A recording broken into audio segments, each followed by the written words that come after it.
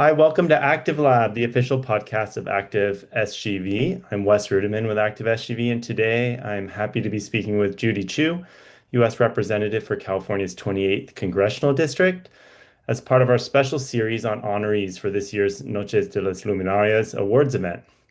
Congressmember Chu, congratulations on being named our SGV Outstanding Elected Official for 2025. Thank you. It's really an honor. Well, for some of our listeners who may not be familiar with your decades of public service in the San Gabriel Valley, can you share a little bit about what inspired you to get started in local politics initially?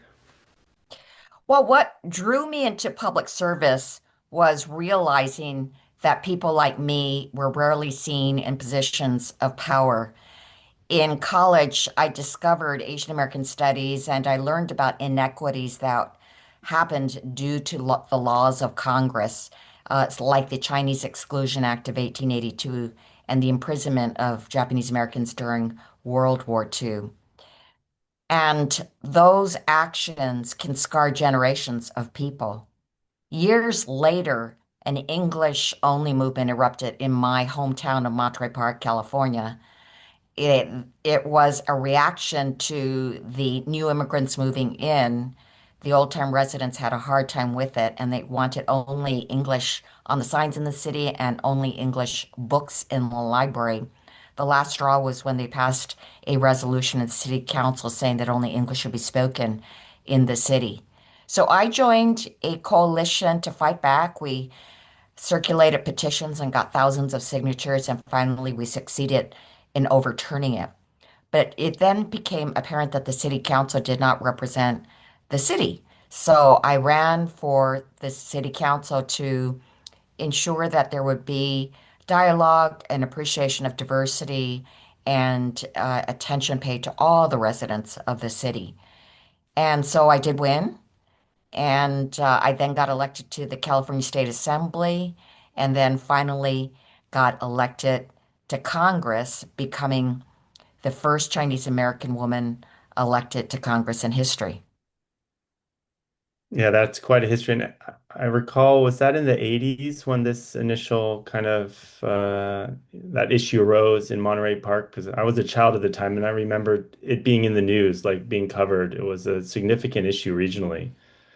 Exactly. It was the mid 80s, and we made national news because there was this thriving immigrant community, but there was resistance to allowing them to be part of the city.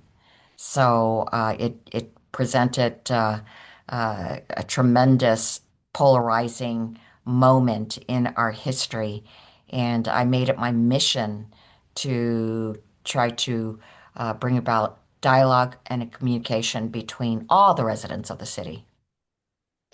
So your journey really began at the local level. And looking back at your years as a city council member, can you share some of the other big issues you were grappling with at that time and just as perspective and how things may have changed, or maybe they haven't as much as we'd hope? Yeah. Well, of course, we dealt with many local issues having to do with uh,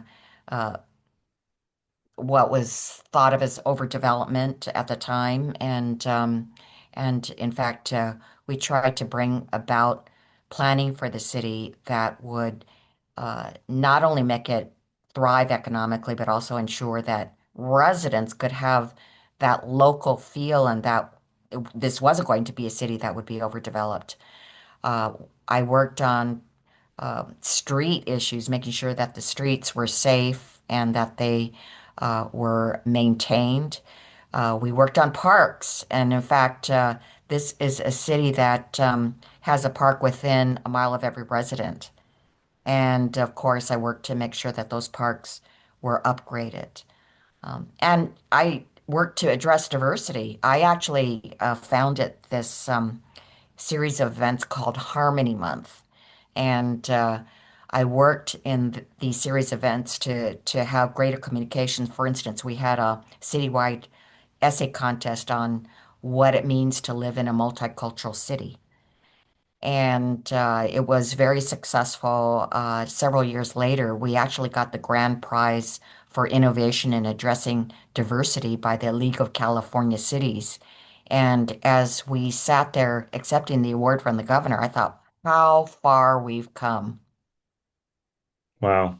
Yeah, I think clearly the city of Monterey Park and really the region, the San Gabriel Valley, we're so blessed with our diversity, and it's really what makes our region so strong. But it's something that isn't per se the norm around the country, and clearly many of these issues are just as relevant today, especially in other parts of the United States, as they were in Monterey Park in the 80s.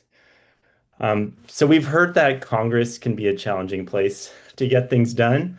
Yet you've persevered for almost 20 years now in the House. What have been some of the biggest challenges to serving over, that period of time, and maybe what has kept you going all these years? Well, uh, when we are in the majority, it is a fantastic situation. We can get things done. In fact, when I first got there, the Affordable Care Act was going through Congress, but it was very, very controversial. And there were those that were so dead set against it. So Republicans were doing everything they could to uh, undermine it. But we persisted. And in fact, that very first night that I was sworn into Congress, I was celebrating in a dinner with my supporters, and they said, go to this very important hearing, your very first hearing on the Affordable Care Act. It was around 8 p.m., and that hearing went till 10 p.m., 12 a.m., 3 a.m., and finally did not end till 6 a.m. That was my first day in Congress. But we were able to get that Affordable Care Act passed nonetheless because it was controversial and not yet accepted by Americans. 50 Democrats lost their elections in the subsequent election. And it is really something to see how the ACA has grown and helped people in this country so that finally there can be no denials based on pre-existing conditions. There can be no lifetime caps on health insurance. So we did all that because we did have the majority, and you can accomplish tremendous things if you are able to do that. Today, we are in the minority, and as a result, we are going backwards in so many arenas, especially in healthcare, where now, because of the big ugly bill, 15 million Americans will lose their health care coverage. This is the largest loss in American history. It is cruel, it is unjust, it is devastating. And progress clearly isn't always linear. And it sounds like this is one of those periods where it must be very challenging to be in the position you are, especially when it's having such impacts on the district, on constituents, on so many different levels. Yes. With that end, we hear a lot from constituents who want to become more involved, but they don't know where to start with their, especially with their limited free time. Like from your viewpoint, how can San Gabriel Valley residents most effectively get engaged on national issues? So it is really important to hook up with groups that are advocating on these national issues. I'll give an example, which is Indivisible. There is an Indivisible San Gabriel Valley chapter that has been bringing people together to protest these various actions. They had the No Kings rallies and Hands Off for Healthcare rallies. Uh, those are important acts to engage in. But also, I just want to say that it's important to volunteer in your community. There are so many commissions, there are so many advocacy groups that are within a city and in the local areas. And then there are advocacy groups like Active San Gabriel Valley. I mean, I tell you, Active San Gabriel Valley has done so much, especially with regard to the San Gabriel Mountains. And I think that being in those kinds of groups can help move actions that will be beneficial to everybody. And of course, the naming of the San Gabriel Mountains Monument was one of those. Yeah, that monument declaration I know was a very special moment. Obviously for the community, but also I know for you, your office, you spent so much time and energy on helping make that happen with countless other community advocates and organizations. So thank you again for that. Sometimes we hear from folks too who are, starting to think about running for public office. And you mentioned, joining local groups is obviously a great opportunity to get more engaged. But if you had to give advice to someone who, in the San Gabriel Valley in your district, who's thinking about running for a local city council or maybe school board, what advice would you give them? I would say first, get involved in the organizations that are relevant to that particular office. So if you want to go for a city council seat, join the groups that are most visible in the city. You need to know the issues of the city for one thing, but you also need to get to know the people who run those organizations, the leaders of the city. And if you want to run for a school board, you need to go to the different organizations, the PTAs, the parent advocacy groups, and the foundation support groups of that school district.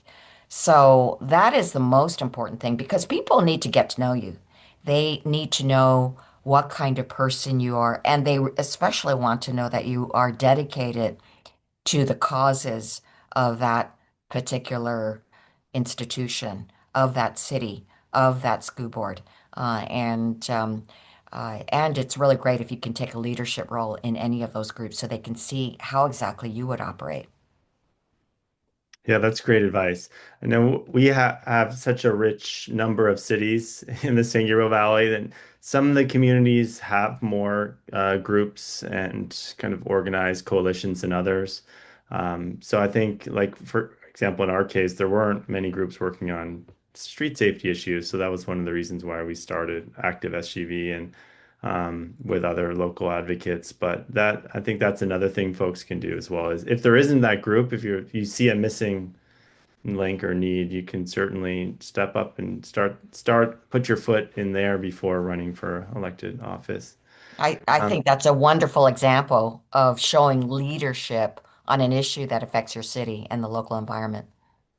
right. And often it doesn't take huge numbers in these smaller cities Yeah. to start a group. It can literally just be a handful that Hmm. gets the ball rolling. Well, one question we ask everyone who comes on is if you had a day to show a friend or a family member who isn't from the San Gabriel Valley around, what are some local spots or experiences you would highlight to them? Well, I would show them the Mount Wilson Observatory. Uh, it's magnificent. You go up there, and from the top, you can see the entire San Gabriel Valley, but you can also really and truly experience the San Gabriel Mountains. The journey up there is beautiful in and of itself, but the observatory is the pinnacle of that trip. And there are wonders up there, including the origin of the Hubble telescope. Um, and then there are beautiful spots like the Huntington Gardens. The Huntington Gardens are magnificent with this vast expanse of botanical plants that cover all kinds of regions of the world. And then there are uh, specialized gardens like the Chinese garden, the Japanese garden. It's unbelievably beautiful. And then I would have them go to experience a dim sum brunch at NBC Restaurant. Uh, People are often amazed when they go and see these carts going by with all this food, and it's an experience in and of itself and delicious as well. Well, that sounds like a full day. And I know especially at the observatory, they have these tremendous summer concerts as well that they host in the telescope or adjacent to it that are supposed to be really special event. So that's another thing to look for if you haven't been up. And hopefully in a year or two, I know another project that you've been supporting with our friends at Nature for All, there should be a transit option up to the observatories. So folks who may not be able to drive their own vehicle or have access will be able to get up there without a car of their own. I am so proud of this. This is part of my community project funding, which allows me to bring dollars back from Washington, D.C. to the district. And so, yes, we wanted to make sure that the mountains could be available to everybody, regardless of income. And so you could take transit from the base of the mountains, and there are 5 stops along the way. The other wonderful thing about this is it would take cars off the road who are going up to the mountains because there has been mass congestion up there. So it would help with that. But I am really looking forward to opening this Transit to Trails program, and it will go all the way to the Mount Wilson Observatory. Yeah, that's going to be a very special day when that grand opening happens. So stay tuned. I'm sure for more information on that, both from the Congress member's office as well as we'll be happy to share that too on our feeds. Well, in closing, we just want to thank you again for joining us today and for your years of service to the region on so many issues. And we hope that folks will continue to follow us. And also, don't forget to purchase a ticket to Noches and join us in honoring Congressmember Chu and a series of tremendous other community advocates on Thursday, October 23rd. The link is in our bio, and we hope to see you then.